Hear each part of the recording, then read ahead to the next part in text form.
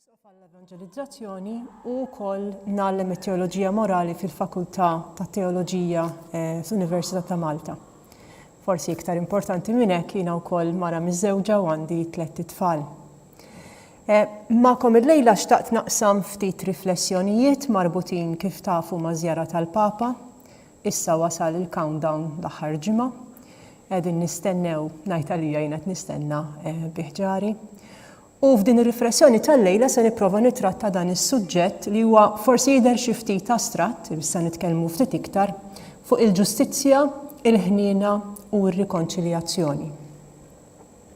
Kif tafu wkoll illum huwa jum speċjali ħafna u għal ħafna raġunijiet biex nibdew minn pajjiżna stess wara kampanja elettorali li l-bieraħ naħseb nistgħu ngħidu spiċċat fit-tmiema.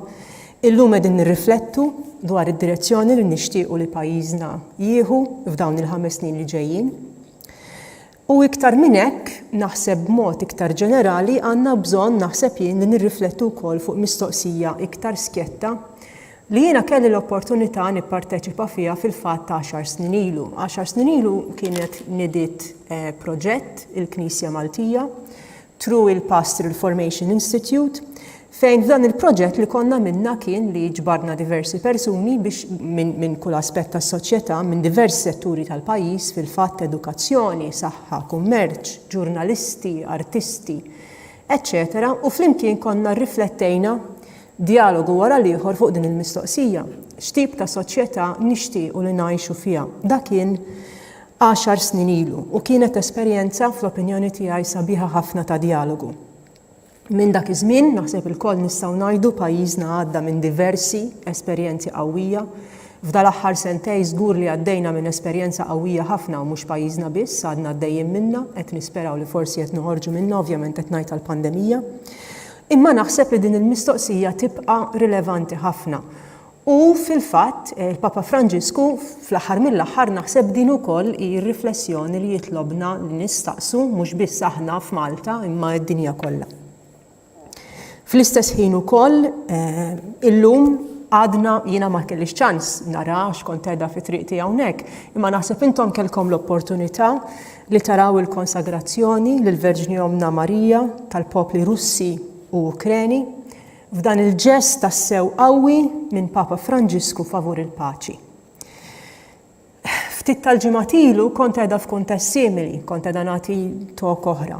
U kont qiegħda fil-fatt naqsam l-ħsibijiet tiegħi fi grupp it-topic dakinhar kien fuq ir-rabja tistax tkun esperjenza tajba, esperjenza ġusta. Ir-rabja ġusta kien it-topic. Imma dakinhar kont għadni jiena stess taħt xokk u naħseb mhux jiena biss għax lejliet kienet bdiet il-gwerra fl-Ukrajna. Dakinhar bil-kemm stajt nemmen x'kienet jiġri. U naħseb illum għadna fl-istess xokk u din ukoll huwa parti mill-kuntest li qegħdin nirriflettu fuqu. Jiena dakinhar nammetti li ħassejtni qisni xxukjata, qisni qed ngħix dak li qatt ma għext f'ħajti għax jiena ma niftakarix it-tieni gwerra dinjija, imma nammetti li ħsibt fin-nannit tiegħi li dejjem kien jirrakkuntaw li l-esperjenza tagħhom matul il-gwerra. U bdejt ngħid bejni u bejn ruħi din hekk kienet tinħass. Hekk ħassewhom meta probabbli fuq Rediffusion bdew jisemgħu li bdiet gwerra. Ma nafx. Żgur li naħseb f'dal aħħar ġimgħat il-passat, il-futur qishom donhom għalmenu kif inħoss jien sfumaw fix-xejn u sfumaw fi preżent li huwa inċert. F'xahar wara naħseb jien ukoll li qisna ma nafux dan iż-żmien kemm se jdum. U dan il-ġest tal-Papa llum, dan l-att ta' konsagrazzjoni, ġest li talab fil-fatt li tipparteċipa fih il-Knisja kollha madwar id-dinja, jagħti xhieda fil-fatt ta' mod ieħor kif nistgħu ngħixu lkoll flimkien bħala bnedmin. Fi spirtu ta' kollaborazzjoni u mhux ta' konflitt, fi spirtu ta' ħbiberija u mhux ta' mibeda. Naħseb dak huwa l-qawwa tal-ġest iktar minn kollox li inti tinġabar flimkien u tagħmel azzjoni waħda għal spirit wieħed. Il-Knisja ta' Kristu, kif nafu, kif qed naraw anke f'din l-esperjenza bejn l-Ukrajna u r-Russja, tista' tiċċappas ma' politika korrotta. Imma tista' wkoll tkun il-ħmira u għandha tkun, mhux biss tista' tkun u għandha tkun, u dan huwa l-argument li forsi llum nippruvaw nitkellmu ftit iktar fuqu, il-ħmira ta' politika l-iktar dinjituża. Huwa fuq dan li llum forsi jirnexxinna nirriflettu ftit. Ovvjament kif diġà semmejt dan ukoll qed nagħmluh f'kuntest ieħor importanti għal pajjiżna, insejt naqleb is-slides imma hawnhekk qegħdin. U dan il-kuntest hemmhekk qed naqsam magħkom parti mit-talba li rajna llejla. F'dan il-kuntest ukoll qegħdin nistennew il-Papa jiġi fostna l-ġimgħa d-dieħla. Il-Papa li ġej Malta fil-fatt bħala pellegrin fil-gżira li kienet mhux biss pagana, jiġifieri mhux ludija, imma kienet barbara fis-sens propju tal-kelma, jiġifieri mhux ta' kultura greko-romana, mhux ta' kultura griega, mhux ta' kultura rumana. U li laqgħet lil Dan Pawlu, din l-istatwa li hija tant majestuża, tant tal-qalbna, aħna l-Maltin. Dan Pawlu li kien karattru ambigwu ħafna, kien ċittadin Ruman, kien ludi, kien pjuttost ferventi fl-identità ludija tiegħu, imma li sar daqshekk ieħor ferventi apostlu daqshekk ieħor ferventi ta' Kristu. U da Pawlu wkoll ġie fostna bħala priġunier, meqjus bħala qattil, imma li żgur ħalla impressjoni straordinarja fost in-nies tal-gżira. U għaliex għax raw fih il-qawwa tal-fejqan. U di l-idea tal-fejqan hija xi ħaġa li naħseb importanti nirriflettu fuq.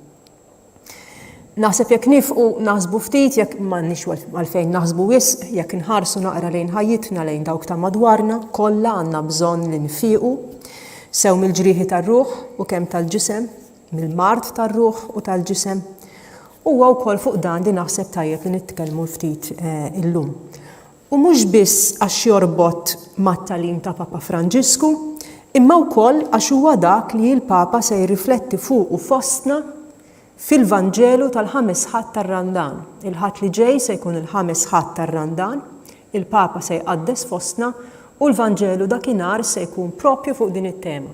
Se jkun il-Vanġelu tal-mara adultera, tal-mara li nqabdet f'adulterju, u li Ġesu jistedinha għall-indiema. Imma forsi tajjeb ukoll li qabel nidħlu naqra iktar żgħira fil-font niftaħ ukoll bil-kuntest ta' dawn l-esperjenzi li l-lejla din naqsmu flimkien. U l-kuntest huwa li matul dawn l-aħħar ġimgħat kellna fil-fatt numru ta' inkontri f'parroċċi din hija r-raba' waħda u li dawn kienu kollha dwar il-ħsieb ta' Papa Franġisku. Illum kif qed ngħid hija r-raba' laqa minn 5 li huma ippjanati.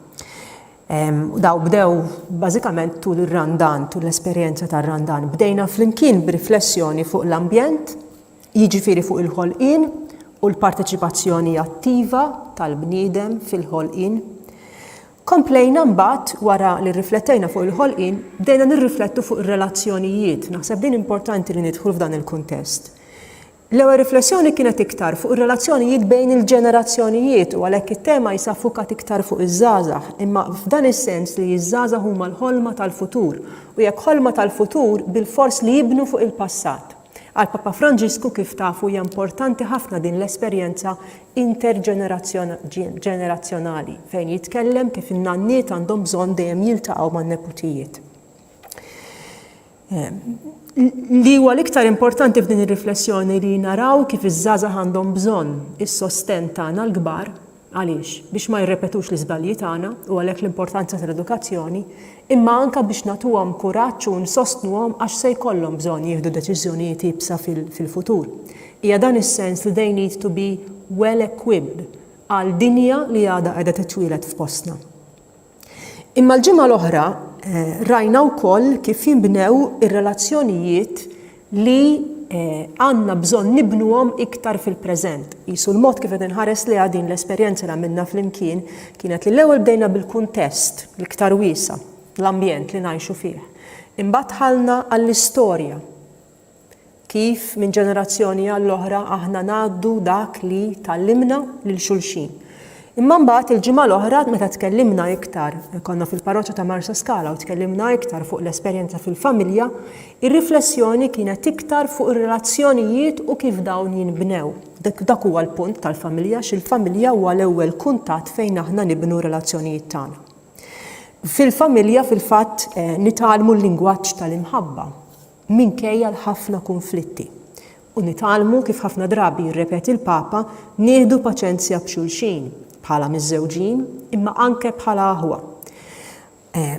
U dan huwa l-punt l-iktar importanti li dak li nitgħallmu fil-familja li ħan nipprova nesplora naqra magħkom iktar illejla huwa proprju dak li nitgħallmuh biex anke nkunu nistgħu ngħixu ħajja soda fis-soċjetà tagħna. Jiġifieri, kif ngħixu bħala aħwa f'soċjetà Maltija wkoll li iktar ma qed jgħaddi żmien, iktar fil-fatt qed tarrikkixxi ruħha bid-diversità. Fl-aħħar mill-aħħar fil-familja anke jekk aħna tal-istess demm dejjem niskantaw kemm aħna differenti u daqshekk ieħor fis-soċjetà. U għalhekk allura f'dan il-vjaġġ ta' ħsibijiet tal-Papa Franġisku wasanna hawnhekk illum.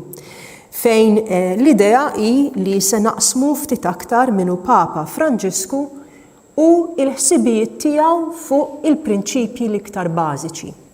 Ġifieri, il-kuntest li qegħdin nitkellmu fuqu beda dan l-aspett tal-ambjent holistiku, tħallna iktar għall-aspett relazzjonali u llum allura qisna ħanidħlu iktar f'dak x'inhuma dawn il-mechanics allura tar-relazzjonijiet li aħna ngħixu speċjalment fis-soċjetà imma mhux biss. U l-enfasi allura huwa fuq ir-relazzjonijiet kif diġà għadt intimi, politiċi u soċjali bejn il-bnedmin kollha u issa llum fuq the presuppositions li jwasslu lill-Papa li jitkellem kif jitkellem. U allura anke li jieħu l-impenji li jieħu u li jgħallem bil-mod u bl-enfasi partikolari ta' kif jgħallem. Allura llum jisna dan li se niddiskutu dawn il-kunċetti bażiċi li fl-aħħar mill-aħħar ma huma xejn ħlief il-Vanġelu, l-aħbar it-tajba ta' Ġesu li qatluh, indifen u qam fit-tielet jum.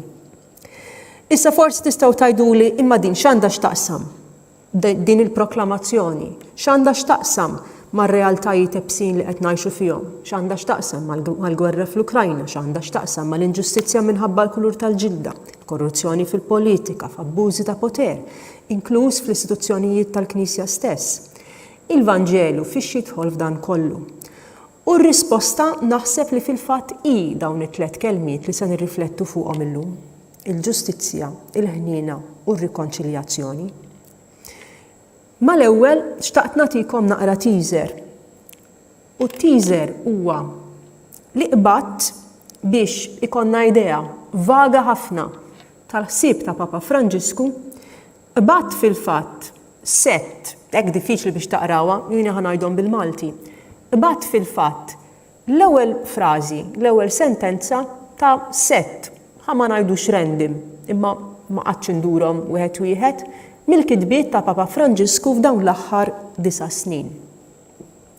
U se nixxerjhom magħkom u taraw kif hemm temi li jirrepetu ruhom u naħseb għalhekk li dawn it-temi li jirrepetu ruhom nistgħu imbagħad nasruhom f'dawn it-tliet kelmiet li għażilna għal-lejla. Ħanibda bl-ewwel waħda. Din kienet l-enċiklika Lumen Fidei li oriġinarjament kellu jikteb Papa Benedittu imma mbagħad ħarġet taħt Papa Franġisku. U tibdek din minn Lumen Fidei, id-dawl tal-fidi. Tinsewx li l-ewwel żewġ kelmiet, ġeneralment l-ewwel tnejn ta' kull kitba tal-Papa, ta' kull kitba importanti ta' Papa, ikunu wkoll jirriflettu l-isem tad-dokument. U l-isem huwa dejjem importanti għax jiġbor fih il-ġist, jiġbor fih l-essenza ta' dak li huwa tassew importanti u tal-messaġġ l-iktar importanti li l-Papa tipprova jgħaddi. Ġifieri l-ismijiet huma importanti u din hija dan huwa r-ritornell li qed nipprova naqsam magħkom. Mela, minn Lumen Fidei, id-dawl tal-fidi u jkompli b'din l-espressjoni it-tradizzjoni tal-Knisja femet turi id-don kbir li ġab Ġesu. It-tieni waħda minn Evangelii Gaudium. Evangelii Gaudium eżortazzjoni apostolika post sinodu li kien sar ukoll fi żmien Papa Benedittu, kulħadd iħares lejn dan id-dokument bħala d-dokument l-iktar ċentrali ta' Papa Franġisku. U din tajtek. Il-ferħ tal-Evanġelju jimla l-qalb u l-ħajja kollha ta' dawk li jiltaqgħu ma' Ġesu. Min Amoris Laetitia, dokument ieħor importanti dwar il-familja. U dan jgħidlek. Il-ferħ tal-imħabba fil-familji u wkoll il-ferħ tal-Knisja. Qegħdin tibdew taraw li hemm pattern qisu fihom dal-ismijiet. Dan dokument li huwa naqra iktar stramp huwa fuq l-edukazzjoni nisranija. U dan ukoll jismu hekk, jismu Veritatis Gaudium, imma jgħidlek il-ferħ tal-verità turi x-xewqa tal-qalb tal-bniedem li jiltaqa' u jistrieħ fid-dawl ta' Alla u li jaqsam dan id-dawl mal-bnedmin kollha. Iż-żewġ dokumenti li ġejjin huma dawk marbutin mas-sena tal-ħnina. Id-dokument Misericordiae Vultus huwa dak li jiftaħ is-sena tal-ħnina u d-dokument Misericordiae et Misera huwa dak li jagħlaq is-sena tal-ħnina. U isimgħu xi jgħid l-ewwel wieħed Ġesu Kristu u wiċċ il-ħnina tal-missier.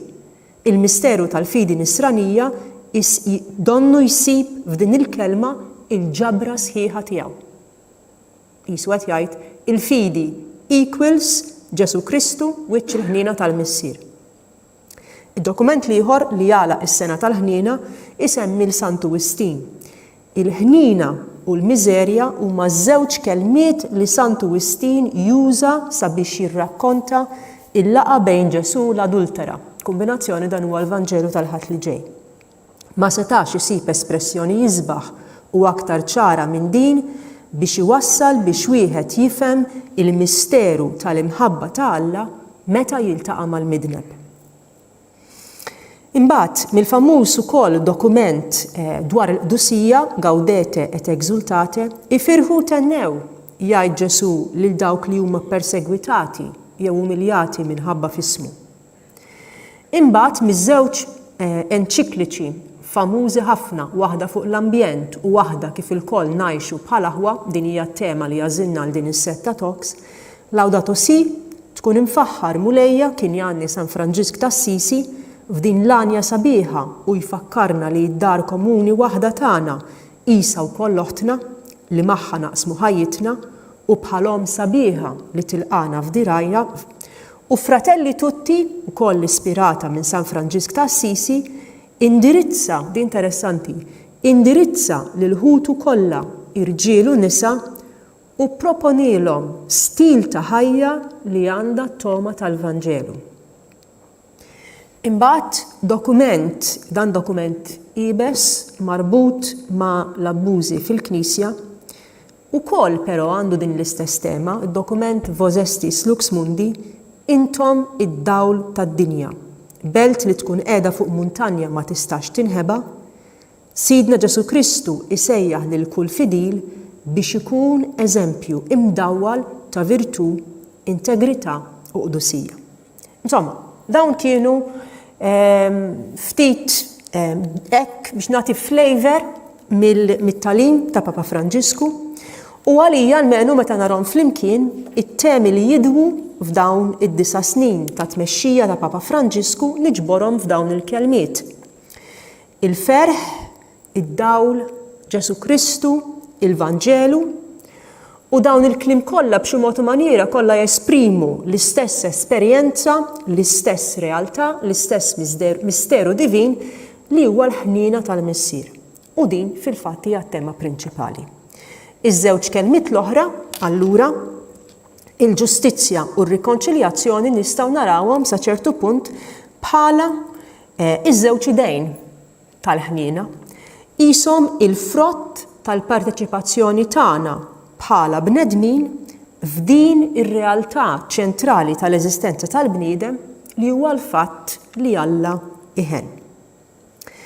U għalhekk qisu din l-idea li ħanipprova naqsam magħkom, ħanimxu pass pass u ħanitkellmu issa fuq kull waħda minn dawn il-kliem, ħanibda bil-ġustizzja, imbagħad il-ħnina, imbagħad ir-rikonċiljazzjoni u naraw kif dawn imissu kull parti ta' ħajjitna, mill-familja fir-relazzjonijiet intimi tagħna, għal ħajja soċjali u politika għal realtà sħiħa ta' dinja medda mill-vjolenza tal-gwerer. Reba nuqqas ta' ħarsien tal-ambjent. Mela, ħanibdew flimkien. Il-ġustizzja. Kif tafu Papa Franġisku twilet, trabba u serva bħala reliġjuż, bħala saċerdot, bħala isqof f'pajjiż enormi, moni b'ħafna riżorsi naturali u li jara lilu nnifsu interessanti. L-Arġentina jara lilu nnifsu bħala l-aħħar tad-dinja, il-periferija tad-dinja. F'realtà politika komplessa fejn hemm esperjenza qawwija ta' migrazzjoni, il-Papa nnifsu l-ġenituri tiegħu kienu migranti, ta' taħlit ta' kulturi, speċjalment fl-isfond tal-kolonjaliżmu Ewropew li biddel il-wiċċ tal-kontinent Amerikan mis-seklu 16 il quddiem, imma anka ta' instabilità politika u allura ta' problemi soċjali ta' faqar. Bla dubju jara dan il-Papa u jenfasizza iċ-ċentralità tal-ġustizzja soċjali fil-ħsieb tal-Knisja. Għalhekk ukoll għażel ismu stess u stess jirrakkonta li għażel ismu Franġisku bħala tislima lil San Franġis t'Assisi biex żgur qatt ma jinsa il-karba għal ġustizzja tal-fqar, taż-żgħar, ta' dawk l-iktar minsija. U nafu wkoll bil-ħafna stampi, bil-ħafna immaġini li Papa Franġisku dejjem iġib quddiem għajnejna. Il-Knisja stess trid tkun fqira bir-riħa tan-naċċ li huma dawk li għalihom ir-rajiet tajjeb jagħti ħajtu. Il-fqar, il-migranti, speċjalment dawk l-iktar li sofru huma bla dubju dawk li l-Papa jħobb bożza kbira. Kif nafu, personalment iżur il-morda, personalment iżur il-ħabsin u fl-ewwel ġest tal-Papat tiegħu mar Lampedusa jilqa' lill-migranti li kienu għodhom spiċċaw marqa. Anka fl-isfond ta' żjara tiegħu f'pajjiżna, probabbli li ma ntażlitx it-tema u rew fostna u rew magħna l-ewwel ma bħala għal xejn. Ġifieri il-ġesta ospitalità se jkunu importanti fiż-żjara tal-Papa.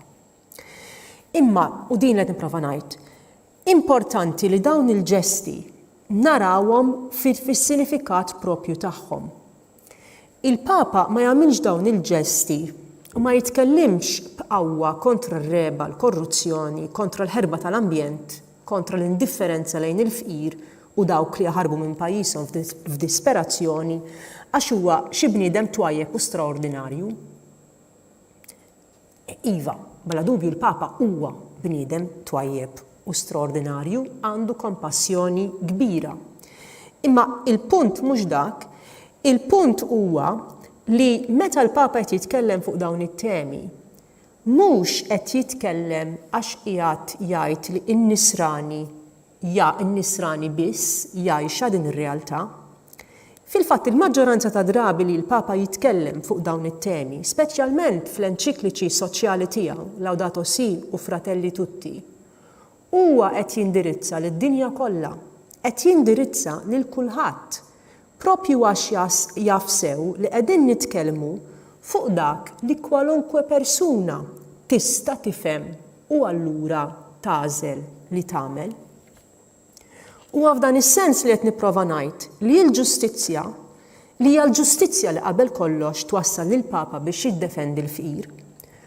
U ma hemm xejn straordinarju fi kliem ieħor ma hemm xejn partikolarment nisrani. Ħa nitkellmu fuq dak li huwa partikolarment nisrani, imma lissa qegħdin nitkellmu fuq dak li huwa uman. Fli wieħed jitkellem ċaru tont dwar id-drittijiet fundamentali ta' kull persuna, mill-ġuf sal-aħħar nifs ta' ħajjitha, li din tgħix ħajja dinjituża. Issa, xi tfisser tgħix ħajja dinjituża huwa wkoll relattiv. Għaliex? Għax is-soċjetà tiżviluppa. U fl-iżvilupp tas-soċjetà kulħadd ħaqqu imbagħad li jipparteċipa u li jgawdi minn dak l-iżvilupp. Jekk aħna l-koll bnedmin, ma hux ġust li l-ġid tad-dinja ikun fidejn il-ftit waqt li l-ħafna jmutu bil-ġuħ.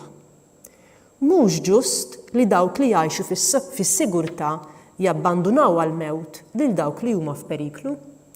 U lanqas ma hu ġust li l-edukazzjoni jew opportunitajiet għal futur aħjar tkun għal dawk li twildu f'ambjent privileġġjat waqt li dawk li diġà batew ħafna f'ħajjithom ikollhom inqas opportunità ta' sostenn. Il-punt tal-ġustizzja hu li kull bniedem għax bniedem għandu dritt għal dak li huwa bażiku biex jgħix ħajja tas-sew ta' bniedem. Jekk jien ma nixtieqx li uliedi jitrabbew fil-ġuħ, naħseb għandu wkoll id-dover li nitma' l-itfal ta' ħaddieħor. Jekk nixtieq li uliedi jkollhom futur, għaliex ukoll mhux it-tfal tal-ġirien tiegħi. Issa, tajduli qed tkun naqra idealista u forsi nagħtikom naqra raġun. Għax it-tensjoni fejn jidħol id-diskors fuq il-ġustizzja tinħoloq propju hawn. It-tensjoni tinħoloq meta nitkellmu fuq il-ġustizzja fuq ir-responsabbiltà li l-koll għandna lejn xulxin bħala bnedmin f'relazzjonijiet komplessi, propju għax ir-relazzjonijiet tagħna mhumiex kollha l-istess. Xi tfisser din? Tfisser hekk. Uliedi huma tiegħi. Inħoss xi ħaġa partikolari lejhom għax jiena ommhom li ġġanni allura li ma nħossnix preċiżament bl-istess mod lejn tfal oħrajn. Dan il-punt huwa importanti għax naħseb xi kultant ifixkinna u kultant naħseb ifixkinna speċjalment lilna l-Maltin li tant nuru għożża lejn uliedna u lejn il-familji tagħna. Mela ħanipprova nispjega naqra din, għalmenu x'għandi f'moħħi. Huwa minnu li jom jew missier għandhom responsabbiltajiet partikolari lejn uliedhom, għandhom imma responsabbiltajiet ikbar lejn uliedhom, mhux biss għax ġabuhom fid-dinja, imma għax meta titwieled tarbija, din titwieled f'nukleu u relazzjonijiet ġodda li wkoll jitwieldu. Meta titwieled tarbija, twildet ukoll l-omm, twildet ukoll missier, twildu nannit, twildu tzijiet, twildu kuġini, etc. etc. Ir-rabtiet tad-demm juru l-investiment kbir li aħna nagħmlu f'xulxin. U juru iktar minn kollox li issa għandna dover ġdid, persuna oħra li rridu niftakru fiha u nagħmlu sagrifiċċji għaliha. Imma din importanti li mħabba fil-familja, kif jgħid Papa Franġisku, mhix biss imħabba esklusiva, ma jfissirx li għax jiena għandi tfal tiegħi inħobb lilhom u lilhom biss. Hija dejjem imħabba għammiela. Din hija l-kelma li juża Papa Franġisku. Imħabba li dejjem titkattar. Għaliex? Għax tkattar il-kompassjoni. U anke tkattar il-ġid, għax fejn persuni jitalmu jikkollaboraw u jaħdmu flimkien, joktor il-ġid. U fil-familja, fl-aħħar mill-aħħar, dan l-ispirtu li nitrawmu fih, li niġġieldu kemm niġġieldu maħutna, għalmenu nippruvaw, niġbdu ħabel wieħed u għalmenu nippruvaw li naħdmu ta' sostenna l xulxin. U ħankunu onesti, nafu li mhix faċli din. Imma l-punt huwa dan, mhux għas-sosten tiegħi jew taċ-ċirku żgħir tiegħi kontra s-sosten tiegħek jew iċ-ċirku żgħir tiegħek. Li naħsbu li niddefendu t-territorju tagħna, il-ġid tagħna, dak li rnexxilna nakkwistaw għalina u għal dawk qrib tagħna. Mhix tant ħaġa ħażina, imma hija ħaġa limitata. Hija mhix il-viżjoni sħiħa, hija biċċa mill-istampa, hija sa ċertu punt, qed naraw biss l-ponta ta' mneħirna. Sa issa, sa dan il-mument, u mhux ikoll il-qudiem, li naqbes għal tiegħi biss li nipprova nħares lil tiegħi u nara lil ħadd ieħor żejjed u jista' jfixkinni. Forsi għal-mument tista' tenni nimxi naqra pass ieħor il-qudiem, imma mhix sostenibbli għall-futur u x'aktarx twassal għal traġedja iktar il-qudiem. Għalhekk dak li fil-fatt nitalmu fil-familja huwa kif ngħixu ta' familja ma' kulħadd, bis-sakrifiċċji kollha li dik timplika. Kif ftit passi żgħar nitalmu nwessaw iċ-ċirku tal-ħajja soċjali tagħna. Din tibda miċ-ċirku tal-ħbieb, titwessa ċirku tar-raħal jew tal-belt u terġa' tikber għall-isfera taċ-ċirku tal-pajjiż, tan-nazzjon, saħansitra ta' kollaborazzjoni bejn nazzjonijiet u dik iktar wiesa tal-pajjiż tad-dinja kollha. Il-punt ta' Papa Franġisku f'Laudato Si li l-art hija l-omm u fi Fratelli Tutti li allura ngħixu l-kol ta' aħwa huwa l-bażi ta' ħajja soċjali u politika f'dinja fejn l-ekonomija hija waħda. Il-problemi ambjentali huma inkomuni. fejn pandemija ma tħarriġ lejn l-uċuħ jew il-passaport, fejn il-mezzi ta' komunikazzjoni tassew ġabuna dejjem iktar qrib xulxin. L-iskuża li ma nafux li persuni li twildu f'kulturi u partijiet tad-dinja l-oħra huma fil-fatt ħutna wkoll ma tantx tista' treġġi f'dinja li tassew saret villaġġ globali. U naħseb għalhekk li llum qegħdin ninkwetaw minħabba l-gwerra fl-Ukrajna, għalhekk ninkwetaw għal dak li jiġri fi kwalunkwe post ieħor fid-dinja. Mhux għax aħna nies twajbin iżejjed, imma x'is-sens komun jurina li ma nistgħux naħarbu mill-fatt li kull ma jseħħ fid-dinja huwa f'ekosistema waħda u jaffettwa lil kull persuna fid-dinja u allura jaffettwa lili wkoll. U jekk aħna ninsabu f'relazzjoni sistemika mal-ħolqien u r-realtà politika, aħna marbuta wkoll fi dmirijiet reċiproċi. Dini fil-fatt li s-sens ta' ġustizzja tipprova tartikola, tipprova tgħid dini s-sens tagħha, x'inhuma dmirijiet u drittijiet li jorbtuna flimkien f'relazzjonijiet reċiproċi bħala familja waħda umana. Issa, tajduli prosit da kollu klim sabiħ.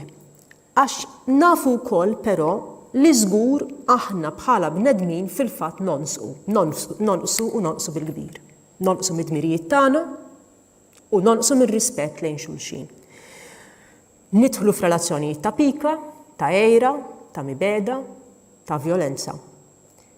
Hemm xi ħaġa li żżommna milli nkunu tassew razzjonali u din ngħixuha dan is-sens komun. Minflok nispiċċaw inweġġaw il-xulxin u nkissru minflok nibnu. Aħna nagħmlu saħansitra dak li ma nixtiequx. U għalhekk, fir-realtà, u forsi dan huwa il-punt, mhux daqshekk possibbli li l-bniedem jgħix biss b'sens ta' ġustizzja. Is-sofferenza, il-krudeltà, il-ħażen fil-qalb huma realtajiet li anke jekk ma jagħmlux sens jaffettwaw ħajjitna. U hemmhekk fejn tidħol il-ħnina. Mela. Papa Franġisku fit-tagħlim tiegħu juri b'mod ċar li jekk il-ġustizzja tipprova tinbena fuq ir-raġuni tal-bnedmin u saħansitra kapaċi tikber u twassal għal ħafna ġid meta l-politika tassew tkun għas-servizz tal-ġid komuni u mhux tal-ftit, il-ġustizzja proprju għax-xi tal-bnedmin xorta għandha limitazzjonijiet ċari li ġejjin mill-qalb tal-bniedem stess. U dan għax il-bniedem mhux biss jiżbalja bil-ftit, imma l-bniedem hu fallibbli u fil-libertà tiegħu jew tagħha nistgħu nażlu u fil-fatt sforz lama, dufija u anke l-ħażen għal deċiżjonijiet li jmorru kontra tagħna nfusna stess. Fi kliem ieħor il-bniedem f'qalbu għandu ġibdiet reali li jfixkluh milli jara fil-verità, milli jaġixxi b'mod ġust, milli jkun tassew prudenti u qaddis bħalma jixtiequ jkun Alla li ħalaqna fuq xbija tiegħu stess.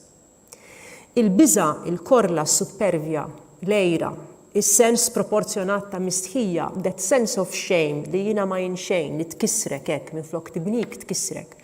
Huma esperjenzi fil-qalb tal-bniedem li tassew fil-veru sens tal-kelma ma jħalluniex ngħixu fil-paċi u allura ma jħalluniex nagħmlu ġudizzju ġust u li jwassal għat-tajjeb. Minflok iwasluna għall-vjolenza, għall-mibeda, għax naraw fil-fond ta' qalbna u ta' qalbna stess dak il-waħx, dak il-ħażen, dawk il-vizzji li nafu li aħna ma nistgħux neħilsu minnhom waħedna. U naħseb dan huwa t-toqol eżistenzjali li nsejħulu dnub. Dan huwa li jġib il-mewt tar-ruħ. Dan huwa li fil-fatt ma jħalliniex inkunu kuntenti. Dan huwa wkoll dak li nagħmlu minn kollox biex naħarbu minnu. Infittxu aktar flus, iktar suċċess, iktar pjaċir, iktar poter, iktar kontroll. U fir-realtà din id-tbatija tar-ruħ dan id-dnub għandha soluzzjoni waħda biss. kif jgħid Santu Wistin, li nistrieħu f'Alla nnifsu li huwa dak li konna maħluqin għalih. Il-fidi tagħna tgħidilna li t-toqol tal-bniedem ġej mill-fatt li aħna kollettivament u personalment nitwarbu mit-triq li twassalna ant il-missier li ħalaqna u minflok nażlu triq li nagħmlu ta' rasna. Il-fidi iżda tallimna wkoll li Alla ma jibqax iddeħ fuq zaqqu jistennina nsofru l-konsegwenzi ta' dnub tagħna li ġibnieh bidejna stess. Minflok, meta l-bniedem waqa' fi dbatija eżistenzjali, Alla ħejja poplu, ġenerazzjonijiet ta' familji li jilqgħu u jarfu minnu tassew Alla. Li fosthom kellu jitwielet il-Messija, is-Salvatur. Alla li ħalaqna hekk juri wkoll u tassew minnu. Aħna li kien ħaqna l-kundanna, minflok Alla jagħtina s-salvazzjoni. Alla minnu? Alla u dak li jħenn. Alla li jħobb lil dawk li ħalaq tassew għal dejjem u tassew sal-aħħar. U għalhekk jibgħat lill-Ibnu stess biex jurina t-triq li hi l-verità u l-ħajja. Meta Papa Franġisku jitkellem fuq il-ferħ tal-Evanġelju, u Papa Franġisku jitkellem fuq il-ferħ tal-Evanġelju il-ħin kollu, dini il-fidi li qed jispjega li f'mumenti partikolari ta' ħajjitna u speċjalment meta mmissu l-qiegħ, Alla hemm ikun magħna. U mhux biss ikun magħna b'mod astratt, imma jkun hemm f'persuna li tassew kien bniedem bħalna, twilet bħalna, bata bħalna, miet bħalna u għalina. Imma hu wkoll rebaħ fuq il-mewt u fuq id-dnub. U hekk jistieden li aħna nagħmlu wkoll. Li bħalu wkoll nirbħu fuq l-uġieħ eżistenzjali, fuq id-batija tal-ħajja, fuq dak kollu li jinkwetana u tassew induqu l-paċi u l-ferħ li jiġi minn Alla li ħalaqna. Dini l-aħbar it-tajba li nduquha fil-persuna ta' Ġesu Kristu. Issa, nerġa' ngħid, forsi dan jinstema' kliem sabiħ jew astratt. Ma naħsibx. Għax naħseb, u ngħid għaliex ma naħsibx, naħseb li l-koll nafu li d-batija tassew kifra fil-ħajja ukoll mhix biss kliem, imma hi realtà krudili. U anke jekk jien għadni żgħir jew għadni żgħira u forsi l-ħajja s'issa kienet ġeneruża miegħi u għadni ma doqtx tassew l-imrar, għal kull wieħed u kull waħda minna jasal tassew iż-żmien tas-sofferenza. Diki is-sens tal-mewt. Kull wieħed u kull waħda minna irid jikkonfronta ruħu mar-realtà li ma nistgħux naħarbuha. Mhux għax kastik, imma għax hekk hi l-ħajja. Imma allura, jekk jiena naf li d-batija fil-ħajja hija reali u stat ta' fatt, daqshekk ieħor nista' nittama u naraf li l-fejqan il-ferħ veru komplut ukoll u stat ta' fatt. U dini l-aħbar it-tajba, it-tama fir-realtà fiduċja sħiħa li bħalma l-imrar induquh u nafu li jista' jkun qar milli dak li nduqu dejjem jista' jkun hemm xi ħaġa qar. Hekk ukoll meta nduqu l-ferħ anke jekk ftit dan iġelna nemmnu li l-ferħ ukoll jeżisti b'mod sħiħ. U l-ferħ sħiħ li narawh persuni partikolari li narfu fihom qudusija, din l-idea tal-qaddisin, u għalhekk nibqgħu niftakru fihom, huma juruna li din it-tama hija vera u li din hija t-tama li ngħixu għaliha. U anke meta din l-esperjenza ta' ferħ induquha f'ħajjitna, għal mument żgħir, imma mument żgħir li juri l-essenza tagħha. Hemmhekk dini l-esperjenza ta' dawl li qed jitkellem fuqha il-Papa, meta nduquha tant ħalli impatt enormi f'ħajjitna li bil-fors tbidlek u tbidlek għax tara kemm il-ħajja tiegħek u kemm il-ħajja tal-oħrajn b'mod ġdid. Hija esperjenza fejn tħossok li tassew inġbart minn xarek, li Alla tassew ħenna lik, li int maħbub jew maħbuba kif int bil-ħama kollu tiegħek. Dini il-laqa mal-wiċċ tal-ħnina divina li hu Ġesu Kristu nnifsu. U din hija l-qofol, hija l-pedament mhux biss tat-tagħlim ta' Papa Franġisku imma tal-fidi nisranija. U allura hija l-bażi li tagħti sens għal dan l-isem li aħna nġorru li aħna nsara, għal dan l-isem li għamilna Knisja. Għalhekk il-ħniena hi l-laqa ma' trascendent, hi l-laqa ma' dak li huwa l-iktar għoli li nistgħu nimmaġinawh. Hija l-laqa mal-imħabba, hija l-esperjenza ta' mħabba li fiha nistrieħu, imma hija wkoll sfida. Għax dak li jiltaqa' mal-ħniena imbagħad ma jistax ma jħenx. Dak li jiltaqa' ma' Kristu ma jistax ma jsirx apostlu tiegħu, għax ixandar dak li seħħ f'ħajtu bil-ferħ.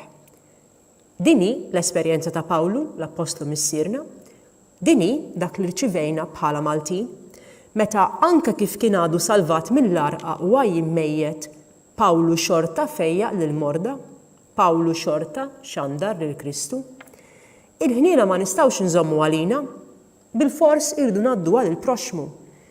Imma l-ħniena wkoll irridu nibqgħu nippruvaw nikbru fiha għax aħna bnedmin. U l-perfezzjoni f'daqqa waħda ma sseħħx, nibqgħu dejjem nippruvaw insiru aħjar. U għalhekk is-sens ta' dixxipulat fil-ħajja nisranija. Mhux biss inkunu wiċċ ta' Ġesu, imma rridu nitalmu minn Ġesu. U kif jgħid Papa Franġisku, bħalu nkunu man-nies, bħalu nterqu t-toroq u bħalu nieħdu r-riħa tan-naċ. Imma meta niġu għall-fatti, issa, allura, din l-esperjenza ta' ħniena li jien nirċievi b'mod personali u niltaqa' magħha fil-proxmu, x'forom konkreti tieħu fil-ħajja ta' kuljum? U dini li twassalni għat-tielet u l-aħħar parti, ir-rikonċiljazzjoni. Naħseb l-effett tal-esperjenza tas-sew spiritwali, tal-esperjenza ta' fejqan, tal-esperjenza ta' ferħ, ma jfissirx fil-fatt li intemmet id-batija, imma li tagħti dimensjoni ġdida lil-ħajja, inkluż l-idbatija fil-ħajja. U din id-dimensjoni ġdida naħseb li nistgħu narawha bħala, u dan is-simbolu jiena jogħġobni ħafna personalment, li terġa' twaħħad dak li jumkisser. Qed nuri hawnhekk dik li fit-tradizzjoni Ġappuniża tisseħ il-kintsugi, li inti għandek biċċa poteri li tkun imkissra u terġa' ssewwiha bid-deb. U allura tiġi jiżbaħ, dak li jkun imkisser jiġi jiżbaħ. Jiena tfakkarni ħafna fil-ġisem glorjuż ta' Kristu li qam mill-mewt, li xorta kien għad kellu l-pjagi. Għalhekk terġa' twaħħad ir-rikonċiljazzjoni terġa' twaħħad dak li kien tkisser, terġa' ġib flimkien lil dawk li kienu twarbu, terġa' taqqat il-familji, terġa' tkebbes il-ħbiberiji, terġa' tqarreb saħansitra popli mifruda, dak kien li jitlabna llejla, terġa' tfejjaq saħansitra l-weġġat li kienu qed iġibu mart fiżiku. Dini ir-rikonċiljazzjoni li terġa' mhux biss twellet mill-ġdid isek qed tagħmel reset, tafas ir-reset button, le ma tagħmilx hekk. Li tagħmel huwa li tagħti ħajja ġdida lil dak li kien jidher li hu biss għar-rimi jew għall-ħruq. Li terġa' ġib flimkien dak li kien tfarrak huwa fil-fatt il-mod konkret kif il-ħolqien u permezz tal-bnedmin li jarfu l-ferħ tal-ħniena ta' Alla wieħed jista' jesprimi din l-istess ħniena tal-missier li tagħti l-ħajja. Papa Franġisku kif nafu juża immaġini qawwija ħafna li naħseb jiena tirrifletti r-rikonċiljazzjoni u l-ispirtu tagħha, li huwa l-isptar f'kamp tal-battalja. Anka fejn il-vjolenza u l-mewt jidhru li ħadu rridni f'idejhom, hemm il-bniedem ta' ħniena imur u jipprova jserraħ anka lil dawk li waslu fl-aħħar mumenti ta' ħajjithom. Hemm fl-iktar post mudlam il-ħniena tidher bħala l-iktar dawl li jferraħ għax iwennes ir-ruħ u jerġa' jibni. Anka jekk jidher li ma nbenix jerġa' jinbena. Il-bniedem jerġa' jieħu r-ruħ, letteralment. Naħseb ukoll għalina f'Malta u biex nidħol naqra żgħira iktar marbuta ma' żjara tal-Papa li tfakkarna fl-antenati tagħna li jurew ħlewwa li ma bħala, naħseb li r-rikonċiljazzjoni bħala qatt ta' ħniena għandna l-opportunità li nesprimuha kull darba li anka nilqgħu fostna dak li hu barrani. U barrani ma jfissirx ta' passaport differenti biss. U nixtieq niftaħ naqra żgħira fuqha din. Meta tgħix fi gżira mdawwar bil-baħar, naħseb bil-fors li titgħallem li bejn poplu u ieħor teżisti frontiera. Fil-każ tagħna huwa l-baħar innifsu. Bil-fors tittaqsmu dan il-baħar biex inti titħallat ma' nies oħrajn. Tant nemmnu aħna fil-frontieri, u ma nistgħux ma nemmnux fihom, li ta' spiss anke ntellgħu ħitan bejnietna stess. Raħal kontra ieħor, partit kontra ieħor, familja kontra oħra. Nibqgħu sejrin hekk. Ma mbagħad għandna wkoll dal-espressjonijiet li ma tidħollix fl-għalqa, li mill-adba l-ġewwa. Fl-aħħar mill-aħħar li dejjem hemm distinzjoni bejn aħna u dawk li mhumiex magħna. Din hija esperjenza umana. Naħseb però li hija wkoll esperjenza Maltija, propju minħabba l-ġeografija tagħna. Imma ironikament, għalina li din hija esperjenza tant li tmissna fil-laħam il-ħaj, nafu wkoll l-oppost tagħha li l-baħar għalina huwa dejjem opportunità ta' esperjenzi ġodda. Aħna nħobbu nsifru aħna l-Maltin ħafna, inħobbu nesperjenzaw dak li huwa ġdid. Inħobbu nitħaltu ma' dem u kulturi oħrajn. U ħafna drabi aħna nafu li dawn kienu ta' ġid f'Malta.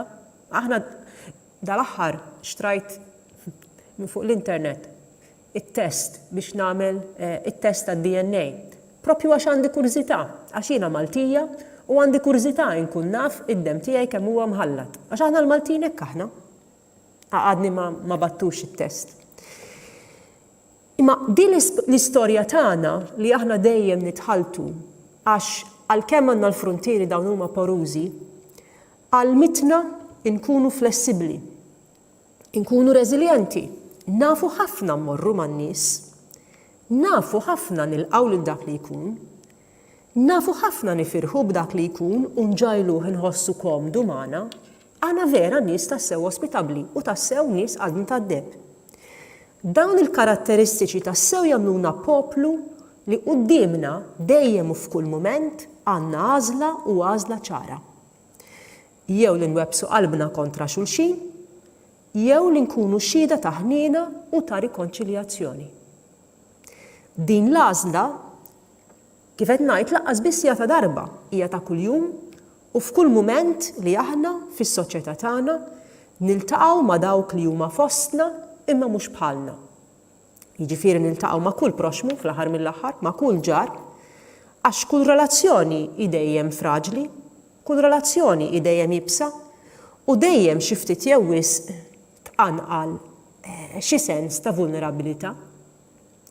Imma din l-istess esperjenza ta' vulnerabilità tagħtina wkoll iċ-ċans li nieħdu riskju, li nikbru f'tentattiv ta' għaqda.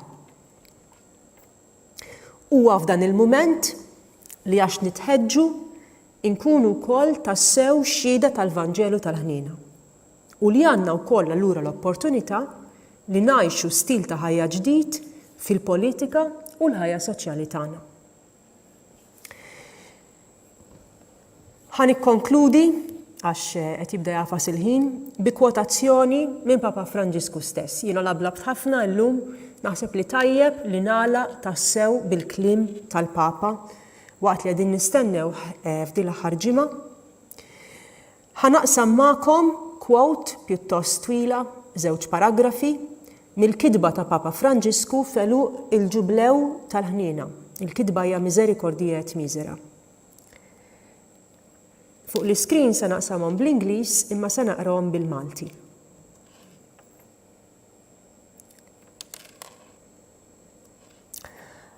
Aħna msejħa nkabru kultura tal-ħniena, ibbażata fuq l-iskoperta mill-ġdid tal-laqa mal-oħrajn. Kultura fejn ħadd ma jħares lejn l-ieħor b'indifferenza u ma jdawwarx wiċċu meta jara dbatija tal-aħwa. L-opri tal-ħniena huma artiġjanali kemm hi espressjoni sabiħa din. L-ebda waħda minnhom ma jibħal l-oħra. Idejna jistgħu jintużaw sabiex joħolqu mudelli b'elf mod. U anke jekk wieħed biss huwa Alla li jispira u waħda biss hija l-materja li dik li nimmodellaw u magħmul minnha, jiġifieri l-istess ħniena, kull wieħed minnhom għandu forma differenti. L-opri tal-ħniena fil-fatt jaffettwaw il-ħajja kollha kemm hi tal-persuna. U għalhekk li nistgħu nagħtu l-ħajja l-rivoluzzjoni kulturali billi nibdew bis-sempliċità tal-ġesti li jafu jilħqu l-ġisem u l-ispirtu, jiġifieri l-ħajja tal-persuni. Dan huwa impenn li l-komunità nisranija tista' tagħmlu tagħha bl-għarfien li l-kelma tal-Mulej dejjem isejħilha sabiex toħroġ mill-indifferenza u mill-individwaliżmu li fih aħna attentati li ningħalqu biex ikonna eżistenza komda u mingħajr problemi. Il-foqra dejjem issibuhom magħkom, jgħid Ġesu lid-dixxipli tiegħu. M'hemm l-ebda skuża li tista' tiġġustifika nuqqas ta' involviment mal-foqra meta nafu li huwa identifika lilu nnifsu ma' kull wieħed minnhom. Il-kultura tal-ħniena tinħoloq fit-talb kostanti fil-ftuħ doċli għall-ħidma tal-ispirtu, fil-familjarità mal-ħajja tal-qaddisin u fli tkun viċin b'mod konkret mal-foqra. Hija stedina urġenti sabiex ma nitħawdux dwar fejn huma importanti li nimpenjaw ruħna. It-tentazzjoni li nagħmlu teorija tal-ħniena tingħeleb jekk din issir il-ħajja ta' kuljum ta' parteċipazzjoni u kondiviżjoni. Min-naħa l-oħra m'għandna ninsew qatt il-kliem li bih l-Apostlu Pawlu waqt li jirrakkonta l-laqgħa tiegħu ma' Pietru, Ġakbu, Ġwanni wara l-konverżjoni, ipoġġi fil-wiċċ aspett essenzjali tal-missjoni tiegħu u tal-ħajja nisranija kollha kemm hi. Talbuna biss li min-naħa tagħna nibqgħu niftakru fil-fqar. Ħaġa li fittix nagħmilha minn qalbi. Ma nistgħux ninsew l-fqar, hija stedina attwali illum aktar minn qatt qabel li timponi ruħha għall-evidenza evanġelika tagħha. Fl-aħħar biex nikkonkludi, l-esperjenza tal-ġublew timmarka fina l-kliem tal-Apostlu Pietru. Intom li darba ma kontux issibu ħniena, issa sibtu l-ħniena tiegħu. Dak li rċivejna m'għandniex nżommuha lina biss, iżda għandna naqsmuh maħutna li qed ibatu sabiex huma jiġu sostnuti bis-saħħa tal-ħniena tal-missier. Il-komunitajiet tagħna għandhom ikunu miftuħin sabiex jilħqu lil dawk kollha li jgħixu fit-territorju tagħhom.